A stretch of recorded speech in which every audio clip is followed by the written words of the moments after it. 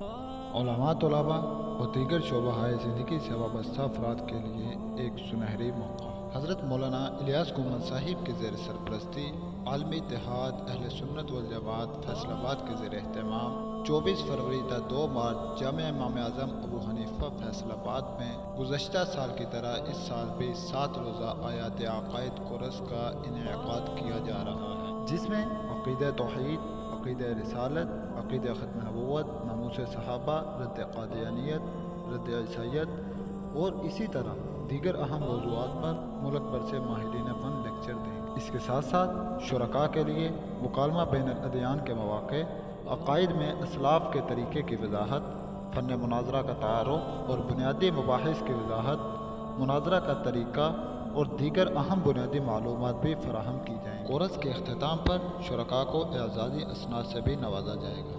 اپنے دوست احباب سمیت اس کورس میں بھرپور شرکت فرمائیں، کیونکہ عقیدے کا تحفظ کرنا اور اس کو سمجھنا اور اس کو آگے سکھانا ہم سب کی اولین ذمہ داری ہے۔ عالمی اتحاد اہل سنت والجماعت فیصل آباد۔